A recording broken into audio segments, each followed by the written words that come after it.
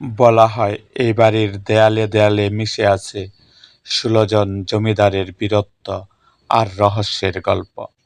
যে বাড়ির মন্ডার স্বাদ নিয়েছিল স্বয়ং ইন্দিরা গান্ধী থেকে শুরু করে বড় বড় শাসকরা।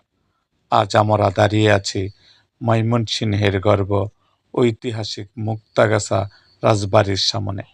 আজ আপনাদের জানাবো এই প্রাসাদের এমন কিছু ইতিহাস যা হয়তো আপনি আগে কখনো শুনেননি।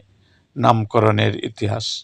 অনেকেই জানেন না মুক্তাগাছার আগের নাম ছিল বিনোদ বাড়ি, কিন্তু ১৯২৭ সালে যখন শ্রীকৃষ্ণ আচার্য চৌধুরী এই জমিদারির পত্তন করেন, তখন তাকে বরণ করে নিয়েছিল এক সাধারণ কর্মকার, যার নাম ছিল মুক্তারাম কর্মকার।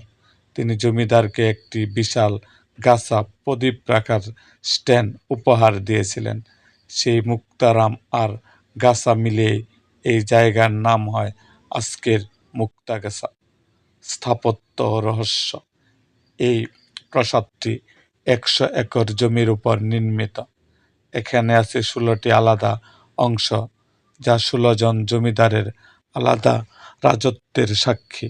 কিন্তু সবচেয়ে রহস্যময় হলো এখানকার লোহার খাঁচাগুলো।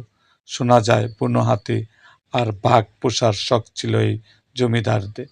আরও এক চমকপ্রদ তথ্য হলো এই প্রাসাদের মাটির নিচেই নাকি ছিল এক গোপন সুড়ঙ্গ পথ, যা দিয়ে বিপদের সময় জমিদাররা নদীর পাড়ে চলে যেতেন। যদিও বর্তমানে সেই সুড়ঙ্গগুলো বন্ধ করে দেওয়া হয়েছে, তবুও স্থানীয়দের মুখে আজও সেই রোমাঞ্চকর গল্প শোনা যায়। একসময় এই প্রাসাদে জলসা বসত, শাস্ত্রীয় সঙ্গীতের সুর ভেসে আসত, আর সেই জৌলুস নেই। কিন্তু ভগ্নপ্রায় এই দেয়ালগুলো আজও মাথা উঁচু করে দাঁড়িয়ে আছে। বর্তমানে এটি প্রত্নতত্ত্ব বিভাগের অধীনে আছে এবং প্রতিদিন শত শত মানুষ এই ইতিহাস ছুঁয়ে দেখতে এখানে ভিড় করেন। মুক্তাগাছা কেবল একটি নাম নয়, এটি একটি জীবন্ত ইতিহাস। আমাদের দায়িত্ব এই ঐতিহ্যকে পরবর্তী প্রজন্মের জন্য রক্ষা করা। আপনার কি মনে হয় এই রাজবাড়ির কোন অংশটি আপনার সবচেয়ে ভালো লাগে? কমেন্টে আমাদের জানান।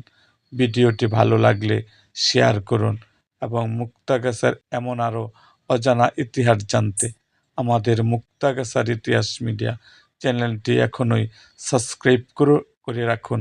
দেখা হবে পরবর্তী ভিডিওতে। ধন্যবাদ।